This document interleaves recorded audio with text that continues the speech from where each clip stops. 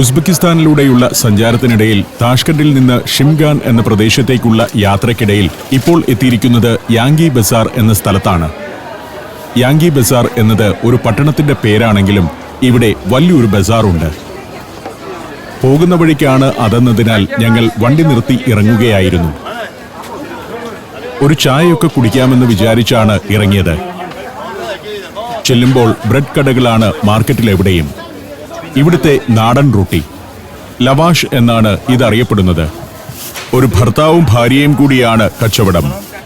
വളരെ ഫ്രണ്ട്ലിയാണ്. ഇന്ത്യക്കാരെ കണ്ടാൽ വലിയ സ്നേഹമാണ് ഇവർക്ക്. ഇതിനെത്രയാണെന്ന് ചോദിച്ചപ്പോൾ 3000 സോമാണ് വില. 3000 സോം എന്ന് പറഞ്ഞാൽ നമ്മുടെ 20 രൂപ. ഇവരുടെ പേര് ചോദിച്ചു. മസ്തൂറ എന്നാണ് പേര്. മസ്തൂറയ്ക്ക് ഇംഗ്ലീഷ് അറിയില്ല. പക്ഷേ അപ്പുറം നിൽക്കുന്ന ഭർത്താവാണ് ട്രാൻസ്ലേറ്റ് ചെയ്തു തരുന്നത്. പുള്ളിക്ക് കുറച്ച് ഇംഗ്ലീഷൊക്കെ അറിയാം. ഇതാണ് ഭർത്താവ്. അദ്ദേഹമാണ് കാഷ്യർ. ബ്രെഡ് 10-12 എണ്ണമേ മേശമേൽ ഇരിപ്പുള്ളൂ. പക്ഷേ കയ്യിലിരിക്കുന്നത് നോട്ടുകെട്ടുകളാണ്. ഇയാൾ വിൽക്കുന്നത് ബ്രെഡാണോ നോട്ടാണോ എന്ന് സംശയം വരും. ഇവിടെ കറൻസിക്ക് വാല്യൂ കുറവായതുകൊണ്ട് കെട്ടുകണക്കിന് കയ്യിൽ പിടിച്ചുകൊണ്ട് വേണം കച്ചവടം നടത്താൻ. ബ്രെഡ് 2 3 ഒക്കെ വിറ്റുപോകുന്നുണ്ട്. ചൂടപ്പം പോലെ വിൽക്കുക എന്ന് പറഞ്ഞാൽ ഇതാണ്. നമ്മുടെ നാട്ടിൽ അങ്ങനെ ഒരു പ്രയോഗമുണ്ടല്ലോ. നമുക്കറിയില്ല ചൂടപ്പം പോലെ എന്ന പ്രയോഗം എങ്ങനെ വന്നുവെന്ന്. ഇവിടെയാണ് അത് കാണുന്നത്. ചൂടുള്ള ബ്രെഡുകൾ കൊണ്ടുവന്ന് വെച്ചു കഴിഞ്ഞാൽ മിനിറ്റുകൾ കൊണ്ട് വിറ്റുതീരും. ഇവിടുത്തെ സാധാരണക്കാരുടെ ഭക്ഷണമാണ് ഈ ബ്രെഡ്. അതിന്റെ കച്ചവടക്കാർ ഏതു ചന്തയുടെയും പ്രധാന ഭാഗമാണ്. ബ്രെഡ് വാങ്ങിച്ചിട്ടാണ് ആളുകൾ ബാക്കി സാധനങ്ങളൊക്കെ വാങ്ങുക. ഇതാണ് അവരുടെ സ്റ്റേപ്പിൾ ഫുഡ് എന്ന് പറയാം. അപ്പുറത്തൊരു വൃദ്ധനിരിക്കുന്നുണ്ട്. നല്ല ഐശ്വര്യമുള്ള ഒരു കാർന്നോര്. ഞാൻ അദ്ദേഹത്തെയും പരിചയപ്പെട്ടു. വലിയ സ്നേഹമാണ്. ഹിന്ദുസ്ഥാനിയാണോ എന്ന് ചോദിച്ചു. അതെ എന്ന് പറഞ്ഞു. ഇദ്ദേഹത്തിന്റെ പേര് ആബിദ് അഹമ്മദ് ഷാ എന്നാണ്. ആബിദ് അഹമ്മദ് ഷായോടും കുറച്ചു വർത്തമാനം പറഞ്ഞു. ഇന്ത്യൻ സിനിമാ താരങ്ങളെ അറിയാം. ആ ചന്തയിലൂടെ ഒന്ന് വട്ടം കറങ്ങി നടന്നു. സാധാരണ ഉസ്ബെക്കിസ്ഥാനിലെയും കസാഖിസ്ഥാനിലെയും തജിക്കിസ്ഥാനിലെയും ചന്തയുടെ അതേ സ്വഭാവം. ഇത്തരത്തിലുള്ള ചൈനീസ് വണ്ടികളാണ് ചരക്കു നീക്കത്തിനു വേണ്ടി ഉപയോഗിക്കുന്നത്. നമ്മുടെ പെട്ടിയോട്ടോ പോലുള്ള വാഹനങ്ങൾ. അവിടെ സംസ എന്ന് പറയുന്ന സമോസ വിൽക്കുന്ന കടയൊക്കെയുണ്ട്. അവിടെ നിന്ന് ഒരു ചായ കുടിച്ച് യാത്ര തുടരുകയാണ്. പോകുന്ന വഴിക്ക് കർഷകർ പശുവിനെ മേയിച്ച് നടക്കുന്നത് കാണാം. വഴിയോരങ്ങളിലൂടെ അവരങ്ങനെ പോകുന്നു. നിക്കറും ടീഷർട്ടുമൊക്കെയാണ് അവരുടെ വേഷം. പരുത്തി കൃഷി നടക്കുന്ന പാടങ്ങൾ പിന്നിട്ട് ഇനി ഞങ്ങൾ പോകുന്നത് അമീർ സോയ് എന്ന സ്ഥലത്തേക്കാണ്. മലമ്പ്രദേശങ്ങളിലേക്കാണ് ഇന്നത്തെ യാത്ര മുഴുവൻ. ഇവിടുത്തെ ഹിൽ സ്റ്റേഷനുകളിലേക്ക്. അതിലാദ്യമെത്തുക അമീർ സോയ് എന്ന സുഖവാസ കേന്ദ്രത്തിലാണ്. പിന്നെ ഷിംഗാൻ എന്ന ഒരു മൗണ്ടൻ റിസോർട്ട്. അടുത്തതായി ഷിർവാക് എന്ന ഒരു തടാകം. ആ തടാകത്തിന് തീരത്തെ റിസോർട്ട് ഏരിയകൾ. ഇതെല്ലാം കണ്ട് പല ഗ്രാമങ്ങളും പിന്നിട്ട് വേണം പോകാൻ. ഇപ്പോൾ തോഷ്തോ ഗിസോ എന്ന ഗ്രാമത്തിലൂടെയാണ് കടന്നു പോകുന്നത്. സോവിയറ്റ് കാലത്തിൽ നിന്നും വലിയ പുരോഗതിയൊന്നും ഉസ്ബെക്കിസ്ഥാന്റെ ഉൾഗ്രാമങ്ങളിൽ ഉണ്ടായിട്ടില്ല. നല്ല ഹൈവേകളും അതിന്റെ ഓരത്ത് നല്ല കെട്ടിടങ്ങളുമെല്ലാം വന്നെങ്കിലും ഉൾനാടുകളിലെ ജീവിതം ഇപ്പോഴും പഴയ രീതിയിൽ തന്നെയാണ്. കന്നുകാലി വളർത്തലും കൃഷിയുമൊക്കെയാണ് ഗ്രാമീണരുടെ പ്രധാന വരുമാന മാർഗം. കിഴക്കൻ മലമ്പ്രദേശങ്ങളിൽ പഴങ്ങളുടെ കൃഷിയാണ് കൂടുതലും. ലോഹങ്ങൾ കൊണ്ട് മനോഹരമായ പാത്രങ്ങളും കരകൗശല വസ്തുക്കളും ഉണ്ടാക്കുന്നവരുടെ ഗ്രാമങ്ങളും ഈ കിഴക്കൻ മലമ്പ്രദേശങ്ങളിലുണ്ട്. ഞങ്ങൾ വീണ്ടും ഹൈവേയിലേക്ക് ചെന്നു കയറുകയാണ്. R12 എന്ന ഹൈവേയിലേക്ക്. ഈ ഹൈവേയിലൂടെ നേരെ ഇനി 1 മണിക്കൂറോളം യാത്ര ചെയ്താൽ ഇന്നത്തെ ഞങ്ങളുടെ ആദ്യ ഡെസ്റ്റിനേഷനായ അമീർ സോയിൽ എത്തും. ഇവിടം മുതൽ ബോസ്റ്റൺ ലിക് ഡിസ്ട്രിക്ട് തുടങ്ങുകയാണ്. മലമ്പ്രദേശത്തെ ജില്ലയാണിത്. താഷ്കണ്ട് റീജിയനിലെ പ്രമുഖമായ ജില്ല. ടൂറിസം, വൈദ്യുതി ഉൽപാദനം, കൃഷി എന്നിവ കൊണ്ട് ഉസ്ബെക്കിസ്ഥാന്റെ സമ്പദ് വ്യവസ്ഥയ്ക്ക് വലിയ സംഭാവനകൾ നൽകുന്നുണ്ട് ബോസ്റ്റൺ ലിക് ജില്ല. രാകേഷ് ഏകാഗ്രതയോടെ ഡ്രൈവ് ചെയ്യുകയാണ്. ഒരു തമാശയുണ്ടായത് പറയാം. കസാഖിസ്ഥാനിലൂടെയുള്ള യാത്രയിൽ രാകേഷിനെ പരിചയപ്പെടുത്തിയപ്പോൾ അദ്ദേഹത്തിന്റെ ഭാര്യ വയനാട്ടിലെ ഒരു ടീച്ചറാണെന്ന് ഞാൻ തെറ്റായി പറഞ്ഞിരുന്നു. ഞാനത് തിരുത്തുകയാണ്. രാകേഷിന്റെ ഭാര്യ ധന്യ BSNL JTO ആണ് വയനാട്ടിൽ. യാത്രക്കിടയിൽ ചില തെർമൽ പവർ സ്റ്റേഷനുകളൊക്കെ കാണാം. ഉസ്ബെക്കിസ്ഥാനു വേണ്ടി വൈദ്യുതി ഉണ്ടാക്കുന്ന തെർമൽ പവർ സ്റ്റേഷൻ. ഈ തെർമൽ പവർ സ്റ്റേഷൻ മാത്രമല്ല ഇവിടെയുള്ളത്. ബോസ്റ്റൺ ലിക്കാണ് ഉസ്ബെക്കിസ്ഥാനിൽ ഏറ്റവും കൂടുതൽ വൈദ്യുതി ഉൽപ്പാദിപ്പിക്കുന്ന ജില്ല. നമ്മുടെ ഇടുക്കി ജില്ല പോലെയാണ് ഇവിടം. ബോസ്റ്റൺ ലിക് ജില്ലയിൽ വലിയൊരു റിസർവോയർ ഉണ്ട്. ഷാർവാക് തടാകം എന്നാണ് അതറിയപ്പെടുന്നത്. അവിടെ നിന്നാണ് ഉസ്ബെക്കിസ്ഥാനിൽ ഏറ്റവും കൂടുതൽ ജലവൈദ്യുതി ഉൽപ്പാദിപ്പിക്കുന്നത്. ആ തടാകത്തിന്റെ തീരത്തേക്ക് ഞങ്ങൾ പോകുന്നുണ്ട്. ഞങ്ങൾ ഈ പോകുന്ന കുറേ ഭാഗങ്ങൾ സമതലങ്ങളാണ്. കൃഷിയിടങ്ങളും നല്ല ജലസേചന സൗകര്യങ്ങളുമുള്ള പ്രദേശങ്ങൾ. എന്നാൽ കുറച്ചുകൂടി കഴിയുന്നതോടെ മല കയറ്റം തുടങ്ങും. ഇപ്പോൾ തന്നെ ചെറിയ തോതിൽ മല കയറി തുടങ്ങിയിട്ടുണ്ട്. ചെറിയ പട്ടണങ്ങൾ പിന്നിടുന്നു. ഇത്തരത്തിലുള്ള 100ഓളം ചെറുപട്ടണങ്ങളുണ്ട് ബോസ്റ്റൺ ലിക് ജില്ലയിൽ. കാർഷിക ഗ്രാമങ്ങൾക്ക് നടുവിലെ പട്ടണങ്ങളാണ്. ഗ്രാമങ്ങളാണ് ഉസ്ബെക്കിസ്ഥാനിലെ ഭരണ സംവിധാനത്തിന്റെ ഏറ്റവും താഴെത്തട്ടിലുള്ളത്. ഖിഷ്ലോക്സ് എന്നാണ് അതിന് പറയുക. ഓരോ ഗ്രാമത്തിനും ഒരു ഖിഷ്ലോക്ക് കൗൺസിലുണ്ട്. അതിന് ഒരു ചെയർമാനും. പ്രാദേശികമായ പ്രശ്നങ്ങൾ പരിഹരിക്കുന്നതും ആവശ്യങ്ങൾ തൊട്ടടുത്ത അഡ്മിനിസ്ട്രേറ്റീവ് ബോഡിയായ തുമൻസ് അഥവാ ജില്ലാ കൗൺസിലിൽ എത്തിക്കുന്നതും ഖിഷ്ലോക്ക് കൗൺസിൽ ചെയർമാനാണ്. മൊഹല്ല കൗൺസിലാണ് ഖിഷ്ലോക്ക് പോലെ താഴെത്തട്ടിലുള്ള മറ്റൊരു ഭരണ സംവിധാനം. ഒരു പ്രദേശത്ത് വസിക്കുന്ന വലിയൊരു കുടുംബമോ ഏതാനും കുടുംബങ്ങളോ ചേർന്നതാണ് ഒരു മൊഹല്ല. താഷ്കണ്ടിൽ അത്തരം മൊഹല്ലകൾ ഞാൻ സന്ദർശിച്ചിരുന്നു.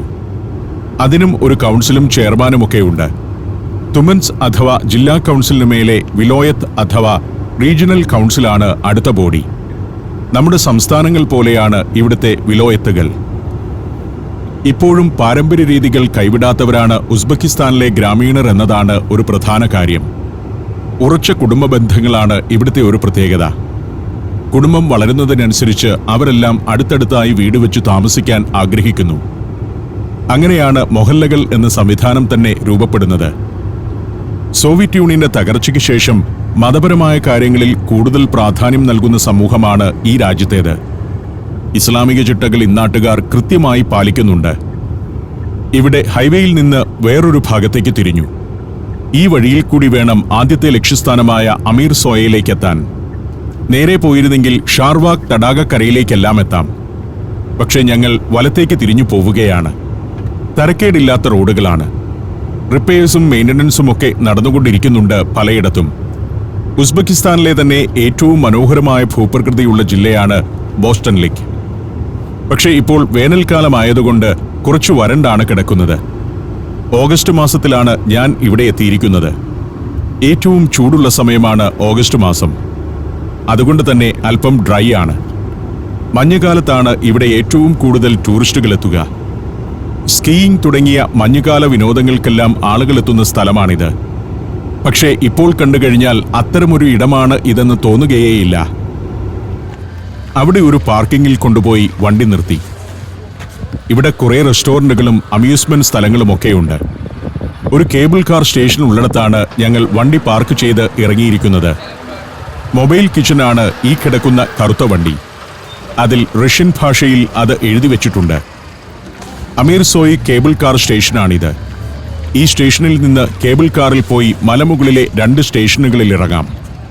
ഏറ്റവും മുകളിലുള്ള ഒരു ഒബ്സർവേഷൻ സ്റ്റേഷനിലും അതല്ലെങ്കിൽ ഇടയ്ക്കുള്ള ഒരു എന്റർടൈൻമെന്റ് ഏരിയയിലും ഞങ്ങൾ ടിക്കറ്റ് എടുത്തു. 2 ലക്ഷം സോമാണ് കേബിൾ കാർ റൗണ്ട് ട്രിപ്പിന്റെ ടിക്കറ്റ് നിരക്ക്. നമ്മുടെ 1400 രൂപയ്ക്ക് തുല്യമാണത്. Germany, Poland, Bosnia and Herzegovina, Kyrgyzstan. സഞ്ചാരം വോള്യം നമ്പർ 19. ഫുൾ HD-യിലുള്ള ഈ അപൂർവ ദൃശ്യയാത്രാ വിവരണ ശേഖരം സ്വന്തമാക്കാൻ സഞ്ചാരം എന്ന് SMS ചെയ്യൂ. ഫോൺ 9995444222. ഗേറ്റിൽ കൊണ്ടുപോയി ടിക്കറ്റ് സ്കാൻ ചെയ്ത് കഴിയുമ്പോഴേക്കും അത് തുറന്നു കിട്ടുന്നു. വലിയ ആൾത്തിരക്കൊന്നുമില്ല. 8 പേർക്ക് യാത്ര ചെയ്യാവുന്ന ഗൊണ്ടോളകളാണ്. വാതിലുകൾ അടഞ്ഞു. പയ്യെ യാത്ര തുടങ്ങി. നേരെ മുന്നിൽ കാണുന്ന അങ്ങകലെയുള്ള മലമുകളിൽ വരെ ഈ കേബിൾ കാറുണ്ട്. ഉസ്ബെക്കിസ്ഥാനിലെ ഏറ്റവും വലിയ മൗണ്ടൻ റിസോർട്ടാണ് അമീർ സോയ്. 900 ഹെക്ടർ പ്രദേശത്ത് വ്യാപിച്ചു കിടക്കുന്ന റിസോർട്ട്. താഴ്വാരത്തു നിന്നും മലമുകളിലേക്ക് ഈ കേബിൾ കാർ 7 കിലോമീറ്ററോളം ഓടുന്നുണ്ട്. 2019-ലാണ് ഇത് സ്ഥാപിച്ചത്. ഓസ്ട്രിയൻ സ്വിസ് കമ്പനിയായ ഡോപ്പിൾമേയർ ഗാരവൻഡ് എന്ന കമ്പനി സ്ഥാപിച്ചതാണ് ഈ കേബിൾ കാർ സിസ്റ്റം. താഴെ കാണുന്നതൊക്കെ ഹോട്ടലുകളും റിസോർട്ടുകളും അതിന്റെ സ്വിമ്മിംഗ് പൂളുകളുമൊക്കെയാണ്. ഏറ്റവും ചൂടുള്ള സമയത്തും അത്യാവശ്യം തണുപ്പുള്ള പ്രദേശമാണിത്. മലഞ്ചെരുവിൽ പുതിയ പുതിയ റിസോർട്ടുകൾ ഉയർന്നു വരുന്നതും കാണാം. ഉസ്ബെക്കിസ്ഥാനിലെ ഹോസ്പിറ്റാലിറ്റി ടൂറിസം മേഖലയിലെ പ്രമുഖരായ അമീർ സോയ് ഗ്രൂപ്പാണ് ഈ മൗണ്ടൻ റിസോർട്ടിന്റെ ഉടമസ്ഥർ. ലോക നിലവാരമുള്ള സൗകര്യങ്ങൾ ഒരുക്കി ഉസ്ബെക്കിസ്ഥാന്റെ ടൂറിസം രംഗത്ത് വിപ്ലവം സൃഷ്ടിച്ച കമ്പനിയാണത്. ഇവിടെ തന്നെ ഏത് സീസണിലും എത്തുന്നവർക്ക് ഏർപ്പെടാനുള്ള പലതരം ആക്ടിവിറ്റികളുണ്ട്. റോളർ സ്കേറ്റർമാർക്ക് വേണ്ടിയുള്ള വിശാല ഏരിയ, കുട്ടികൾക്കുള്ള റോക്ക് ക്ലൈംബിംഗ് വാളകൾ, വടത്തിനു മുകളിലൂടെ നടക്കാവുന്ന റോപ്പ് പാർക്ക് എന്നിങ്ങനെ പരിപാടികൾ ഏറെയുണ്ട്. ഇതൊക്കെ വേനൽക്കാല ആക്ടിവിറ്റികളാണ്. ചില ഭാഗത്തൊക്കെ വ്യത്യസ്തമായ രീതിയിൽ മണ്ണ് കിടക്കുന്നു. കുറെ മലമ്പ്രദേശങ്ങളിലൂടെ കടന്നു പോകണം. അത്യാവശ്യം ചൂടുള്ള സീസണാണ്. ഞങ്ങൾ കുറേ ദൂരം യാത്ര ചെയ്തു കഴിഞ്ഞു. പല ഗൊണ്ടോളുകളിലും ആളുകളില്ല. അവയങ്ങനെ കാലിയടിച്ചു പോകുന്നത് കാണാം. മലമുകളിലേക്ക് പോകുന്നതിൽ ആളുകളുണ്ട്, പക്ഷേ തിരിച്ചു വരുന്നവയിൽ ഇല്ല. അങ്ങനെ പോയി ഞങ്ങൾ ആദ്യത്തെ സ്റ്റേഷനിലേക്കെത്തി. ഏറ്റവും മുകളിലത്തെ സ്റ്റേഷനിലേക്ക് പോകണമെന്ന് ഞങ്ങൾക്ക് തോന്നുന്നില്ല. കാരണം അവിടെ ഒരു ഒബ്സർവേഷൻ സ്ഥലം മാത്രമാണ്. ഇവിടെയാണ് കുറച്ച് റെസ്റ്റോറന്റുകളും എന്റർടൈൻമെന്റ് ഫെസിലിറ്റികളുമൊക്കെ ഉള്ളത്. അതൊരു സമതലമാണ്, ഒരു മലയുടെ മുകൾ തട്ട്. ഇനി അടുത്ത മലയുടെ മുകളിലേക്ക്, അതായത് നേരെ മുന്നിൽ കാണുന്ന അങ്ങകലെയുള്ള മലയുടെ മുകൾ വരെ വേണമെങ്കിൽ പോകാം. ഞങ്ങൾ ഇവിടം വരെയുള്ള ടിക്കറ്റേ എടുത്തിട്ടുള്ളൂ. അവിടേക്കുള്ള ടിക്കറ്റ് വേണമെങ്കിൽ ഇവിടെ ഇറങ്ങിയ ശേഷം എടുക്കാമെന്നാണ് അവിടെ നിന്ന് പറഞ്ഞിട്ടുള്ളത്. സ്റ്റേഷനിൽ ഗൊണ്ടോളയുടെ വേഗം കുറഞ്ഞു. ഞങ്ങൾ ഇറങ്ങി. സോവിയറ്റ് കാലം മുതൽ തന്നെ വിന്റർ സ്പോർട്സ് ആക്ടിവിറ്റികളുടെ ഒരു പ്രധാന കേന്ദ്രമായിരുന്നു ഉസ്ബെക്കിസ്ഥാൻ. സ്വാതന്ത്ര്യാനന്തരവും അത് തുടർന്നെങ്കിലും 2019 മാത്രമാണ് ഇത്ര വിപുലമായ ഒരു മൗണ്ടൻ റിസോർട്ട് ഇവിടെ യാഥാർത്ഥ്യമാകുന്നത്. ഉസ്ബെക് ബിസിനസ്മാനായ റാഷ്വാൻ ഉബൈദുള്ളയേവ് 2017 അവതരിപ്പിച്ച ആശയം 2 വർഷം കൊണ്ട് പ്രാവർത്തികമാക്കുകയായിരുന്നു. പടിഞ്ഞാറൻ ടിയാൻഷാൻ പർവ്വതനിരയിലാണ് ഈ റിസോർട്ടിന്റെ സ്ഥാനം. മഞ്ഞുകാലത്താണ് ഇവിടെ ഏറ്റവും അധികം സഞ്ചാരികൾ എത്തിച്ചേരുക. വലിയൊരു പ്രദേശമാണിത്. മൈതാനത്തിനു ചുറ്റും കഫേകളും റെസ്റ്റോറന്റുകളും. അതിനപ്പുറമുള്ള കുന്നിൻ മുകളിൽ റിസോർട്ടിന്റെ ഭാഗമായ റെസ്റ്റോറന്റുകളുടെ നിര. റോഡ് മാർഗം വാഹനങ്ങളിലും ഇവിടേക്ക് വരാമെന്ന് മനസ്സിലായി. കുറെ കാറുകൾ ഇവിടെയുണ്ട്. അതിമനോഹരമായ ഒരു സ്ഥലമാണ്. നമ്മുടെ ഹിൽ സ്റ്റേഷനുകളിലൊക്കെ കെട്ടിടം പണിയുമ്പോൾ മാതൃകയാക്കാവുന്ന ഡിസൈനാണ് ഞാൻ ഈ കാണിക്കുന്നത്. ടൂറിസത്തിന്റെയോ അല്ലെങ്കിൽ പൊതുസ്ഥാപനങ്ങളുടെയൊക്കെയോ കെട്ടിടങ്ങൾ ഈ വിധമാണ് നിർമ്മിക്കേണ്ടത്. ഒരു വേൾഡ് ക്ലാസ് നിലവാരമുണ്ട് ഇതിനൊക്കെ. നമ്മുടെ കെട്ടിടങ്ങൾ ഒരു മഞ്ഞ പെയിന്റ് അടിച്ച് ഗവൺമെന്റ് ആശുപത്രി കെട്ടിടങ്ങൾ പോലെ പണിയേണ്ടതില്ല. ഇവിടെയൊക്കെ പ്രദേശത്തിന് ചേർന്ന മികച്ച ബിൽഡിങ്ങുകളാണുള്ളത്. പ്രതിഭാശാലികളായ ആർക്കിടെക്റ്റുകൾ ഡിസൈൻ ചെയ്യുന്നതുകൊണ്ടുണ്ടാകുന്നതാണ് ഇതൊക്കെ. സ്കീയിങ്ങിന്റെ ഒരു ബേസ് സ്റ്റേഷനാണിവിടെ. ഓഫ് സീസണിലും ധാരാളം ആളുകൾ ഇവിടെ എത്തുന്നുണ്ട്. ഇതിവിടുത്തെ പ്രധാന ഒരു റെസ്റ്റോറൻ്റാണ്, സസാൻഷിക് റെസ്റ്റോറൻറ്റ്. വലിയൊരു കെട്ടിടമാണത്. മലമുകളിൽ വരുന്ന ആളുകളുടെ ഒരു പ്രധാന എന്റർടൈൻമെന്റ് സെന്ററാണ് ഇവിടം. ധാരാളം ആളുകൾ. കേബിൾ കാറിൽ ആളെ കണ്ടില്ലെങ്കിലും ഇവിടെ ഇതാ നിറയെ ആളുകൾ. സ്വന്തം കാറിലാണ് മിക്കവരും വരുന്നതെന്നാണ് എനിക്ക് തോന്നുന്നത്. ഉച്ചയായതുകൊണ്ട് തന്നെ റെസ്റ്റോറന്റിൽ ആളുകൾ നിറഞ്ഞിരിക്കുന്നു. ഇത് പുറത്തിരിക്കുന്നവരാണ്. അകത്ത് AC റെസ്റ്റോറന്റ് ഉണ്ട്. അതുകൂടാതെ പല സൈഡുകളിലേക്കും ഇരിപ്പിടങ്ങളുണ്ട്. അവിടെയെല്ലാം ധാരാളം ആളുകളുമുണ്ട്. ഞങ്ങൾ ഇവിടെ നിന്ന് ഭക്ഷണം കഴിക്കേണ്ട എന്ന് തീരുമാനിച്ചു. കുറച്ചുകൂടി കഴിഞ്ഞ് കഴിക്കാം. കുറേ നേരം അവിടെ ചുറ്റി നടന്നു. ഞങ്ങൾക്കിന്ന് ധാരാളം സ്ഥലങ്ങളിലേക്ക് പോകാനുള്ളതാണ്. അങ്ങനെ ചെല്ലുമ്പോൾ ഇവിടെ ഒരു ടെന്റുണ്ട്. ടെന്റിന്റെ പുറത്ത് കാട്ടുമുയലിൻ്റെതെന്ന് തോന്നുന്ന ഏതോ ജീവിയുടെ തോല് പ്രദർശിപ്പിച്ചിരിക്കുന്നു. ഒറിജിനലാണ്. നല്ല പതുപതുത്ത രോമം. അകത്ത് ചെല്ലുമ്പോൾ മൃഗങ്ങളുടെ തോലുകൊണ്ടുള്ള പലതുമാണ് ഇവിടെ പ്രധാനമായും വിൽക്കുന്നത്. ഇത് കാളയുടെ തോലാണ്. നിലത്ത് വിരിക്കാനുള്ളതാണിത്. നല്ല ചൂടും കിട്ടും, സോഫ്റ്റുമാണ്. എന്തൊക്കെയോ പ്രോസസ്സിന് ശേഷമാണ് ഇതിങ്ങനെ ഒരുക്കിയെടുക്കുന്നത്. കൂറ്റൻ കാളയുടെ തോല് അതേപടി പ്രോസസ് ചെയ്തു വെച്ചിരിക്കുകയാണ്. അവന്റെ ഡിസൈനൊക്കെ അതുപടിയുണ്ട്. ഇതിന് നല്ല വിലയാണ്. ഈ വലിയ സാധനങ്ങൾക്കൊക്കെ 2-3 മില്യൺ സോമാണ് വില. നമ്മുടെ 1 രൂപ എന്ന് പറഞ്ഞാൽ ഇവരുടെ 180 സോമാണെന്ന് കണക്കുകൂട്ടിക്കൊള്ളുക. രോമത്തോടുകൂടിയ തുകൽ കൊണ്ടുള്ള ബാഗുകൾ, ചവിട്ടികൾ, നിലത്ത് വിരിക്കാനുള്ളതാണ് ഇവയിൽ കൂടുതലും. കാരണം ഇവിടെയൊക്കെ തണുപ്പ് കാലത്ത് സിമന്റ് തറയിൽ ആർക്കും ചവിട്ടാൻ പറ്റില്ല. അത്രയ്ക്ക് തണുപ്പായിരിക്കും. ചെരുപ്പൂരിയിട്ട് നടക്കുന്ന ആളുകൾക്കൊക്കെ നിലത്ത് ഇത്തരത്തിലുള്ള കാർപ്പറ്റുകൾ വേണം. കാർപ്പറ്റുകൾ നെയ്തുണ്ടാക്കുന്ന ഒരു സ്ഥലം തന്നെയാണ് ഉസ്ബെക്കിസ്ഥാൻ. പക്ഷേ പലയിടത്തും ഇതാണ് ഉപയോഗിക്കുന്നത്. രോമത്തോടുകൂടിയ തുകലുകൊണ്ടുള്ള ചവിട്ടികൾ. സമ്പന്നരൊക്കെയാണ് ഇത് ഉപയോഗിക്കുക എന്ന് തോന്നുന്നു. അതിൽ എഴുതിയൊട്ടിച്ചിരിക്കുന്ന വില ഇന്ത്യൻ രൂപയിലേക്ക് കൺവേർട്ട് ചെയ്യാൻ രാകേഷ് അല്പം കഷ്ടപ്പെടുന്നുണ്ട്. ഒടുവിൽ കണക്കുകൂട്ടി 7000 രൂപ. രോമത്തോടുകൂടിയ തുകലാണ്. അതാണ് ഈ ചൂട് നിലനിർത്തുന്നത്. ഞങ്ങൾ ആ കടയിൽ നിന്നിറങ്ങി.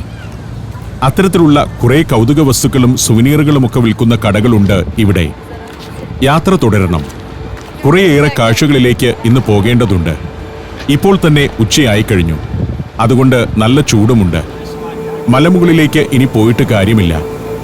അവിടെയും ഇവിടെ കണ്ടതുപോലെ റെസ്റ്റോറന്റുകളും മറ്റുമാണുള്ളത്. ഞങ്ങൾ മടങ്ങാൻ തീരുമാനിച്ചു. ഗൊണ്ടോളയിൽ ചെന്ന് കയറി. ഞങ്ങൾ തിരിക്കുകയാണ്. ഉരുക്കുതൂണുകളിൽ വലിച്ചുകെട്ടിയ വടങ്ങളിൽ ഗൊണ്ടോളകൾ നീങ്ങുന്നു. 8 പേർക്ക് വീതം യാത്ര ചെയ്യാവുന്ന ഗൊണ്ടോളകളാണ്. ഇത്തരത്തിലുള്ള 74 ഗൊണ്ടോളകളാണ് ഈ സർവീസിന്റെ ഭാഗമായുള്ളത്. താഴെ കുതിരകൾ മേയുന്നു. ശൈത്യകാലത്ത് മഞ്ഞിനാൽ മൂടപ്പെടുന്ന പ്രദേശങ്ങളാണ് ഇതെല്ലാം. ആ സമയത്ത് സന്ദർശകർക്കായി ഒട്ടേറെ പ്രത്യേക വിനോദ പരിപാടികൾ അമീർ സോയി റിസോർട്ട് ഒരുക്കുന്നുണ്ട്. ഗൈഡുകളുടെയും പരിശീലകരുടെയും സഹായം ഏത് സമയത്തും ലഭ്യമാണെന്നതാണ് ഇവിടുത്തെ ഒരു പ്രത്യേകത. അതിനാൽ അപകട സാധ്യത വളരെ കുറവാണ്. താഴെ ഗോഡൌണുകൾ പോലുള്ള നിർമ്മിതികളൊക്കെ കാണാം. ഇതൊക്കെ അമീർ സോയി റിസോർട്ടിന്റെ പ്രദേശങ്ങളാണ്. ശരിക്കു പറഞ്ഞാൽ വലിയൊരു ടൗൺഷിപ്പാണ് ഇവിടം. ഓഗസ്റ്റിലല്ല ഇവിടെ ഏറ്റവും കൂടുതൽ ടൂറിസ്റ്റുകൾ വരുന്നത്. വിന്ററിലാണ്. അതായത് ഒരു നവംബർ കഴിയുമ്പോഴേക്കും ഇവിടം ആളുകളെ കൊണ്ട് നിറയും. എങ്കിലും ഓൾ സീസൺ മൗണ്ടൻ റിസോർട്ടാണ് അമീർ സോയ്. വിന്റർ ആക്ടിവിറ്റികൾ മാത്രമല്ല ഇവിടെയുള്ളത്. Rock climbing, rope walk, quad bike ride, trekking എന്നിവയൊക്കെ വേനൽക്കാല പരിപാടികളാണ്. ശൈത്യകാലത്ത് സ്കീയിംഗ് ആണ് മുഖ്യം. Snowboarding, snowmobiling, snow tubing, snow skating, snowshoe walking എന്നിവയെല്ലാം ശൈത്യകാലത്ത് ഇവിടെ എത്തുന്നവർക്ക് ആസ്വദിക്കാം. ഗൊണ്ടോള താഴത്തെ സ്റ്റേഷനിലെത്തി. രാകേഷ് ഇറങ്ങി മുൻപേ നടന്നു. ഇത് ഒരു മൊബൈൽ കിച്ചനാണ്. കിച്ചൺ മാത്രമല്ല, ഒരു റെസ്റ്റോറന്റ് എന്നു തന്നെ പറയാം. റഷ്യൻ വിഭവങ്ങൾ പാചകം ചെയ്യുന്ന കിച്ചൺ. കാറിലേക്കു കയറി. ഇലക്ട്രിക് കാറുകൾക്കുള്ള ചാർജിംഗ് സ്റ്റേഷനുകളൊക്കെ ധാരാളമുണ്ട് ഇവിടെ. ധാരാളം ഇലക്ട്രിക് കാറുകൾ ഇപ്പോൾ ഉസ്ബെക്കിസ്ഥാനിൽ ഓടുന്നുണ്ട്. വലതുവശത്ത് ഈ കാണുന്നതും വലിയ റെസ്റ്റോറന്റുകളാണ്. അവിടെയും ധാരാളം ആളുകളുണ്ട്. അടുത്തതായിട്ട് നമ്മൾ ഷിംഗാൻ പർവ്വതമുകളിലേക്ക് പോവുകയാണ്. ഷിംഗാൻ കൊടുമുടികളാണ്. കൊടുമുടിയിൽ തന്നെ നിരവധി ഗ്രാമങ്ങളൊക്കെയുണ്ട്. അങ്ങകലെ കാണുന്ന പർവ്വതനിരകൾ ഉൾപ്പെടെയുള്ള ഈ പ്രദേശം മുഴുവൻ ശൈത്യകാലത്ത് മഞ്ഞുകൊണ്ട് മൂടും. നവംബർ ഡിസംബർ മാസങ്ങളാകുന്നതോടെ ഇവിടമെല്ലാം തൂവെള്ള നിറത്തിലായിരിക്കും കാണപ്പെടുക. ഇപ്പോൾ കാണുന്ന കാഴ്ചയെ ആവില്ല അന്ന് വന്നാൽ കാണുക. ഷിംഗാൻ കൊടുമുടി പ്രദേശങ്ങളാണ് ഇവിടമൊക്കെ. ടിയാൻ ഷാൻ പർവ്വതനിരയുടെ ഭാഗമായ പ്രദേശങ്ങൾ. സോവിയറ്റ് കാലത്ത് തന്നെ ഒരു വിന്റർ സ്പോർട്സ് കേന്ദ്രവും റിസോർട്ട് പ്രദേശവുമായിരുന്നു ഷിംഗാൻ. ഇവിടെയൊക്കെ ധാരാളം റിസോർട്ടുകൾ കാണാം. ഇതെല്ലാം വിന്ററിൽ മഞ്ഞു മൂടിക്കിടക്കുന്ന പർവ്വതമുടികളാണ്. ചൂടിന്റെ തീവ്രത കൊണ്ട് ഇപ്പോൾ മഞ്ഞെല്ലാം ഉരുകിപ്പോയിരിക്കുന്നു. 500 വർഷങ്ങൾക്ക് മുൻപ് തന്നെ കൊടുമുടികളിൽ ഗ്രാമങ്ങൾ രൂപപ്പെട്ടിരുന്ന ഒരിടമാണ് ഗ്രേറ്റർ ഷിംഗാൻ എന്നറിയപ്പെടുന്ന ഈ മേഖല. 1600 മുതൽ 2300 വരെ മീറ്റർ ഉയരത്തിൽ സ്ഥിതി ചെയ്യുന്ന ഗ്രാമങ്ങൾ ഈ പർവ്വതനിരയിലുണ്ട്. ഷിംഗാൻ ഉൾപ്പെടുന്ന പ്രദേശം ശരിക്കു പറഞ്ഞാൽ മറ്റു 2 രാജ്യങ്ങളുടെ ഇടയിലേക്ക് കയറിക്കിടക്കുകയാണ്.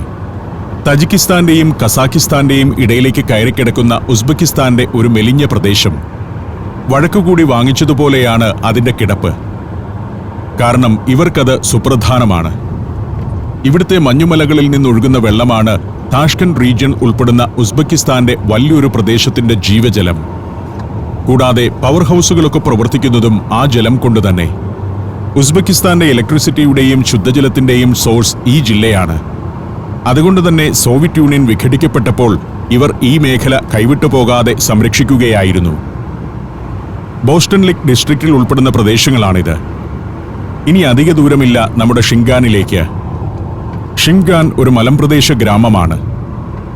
പർവ്വതമുടികളിലൂടെയാണ് ഞങ്ങളുടെ യാത്ര. അടുത്ത ലക്ഷ്യസ്ഥാനത്തേക്ക് ഞങ്ങൾ അടുത്തുകൊണ്ടിരുന്നു.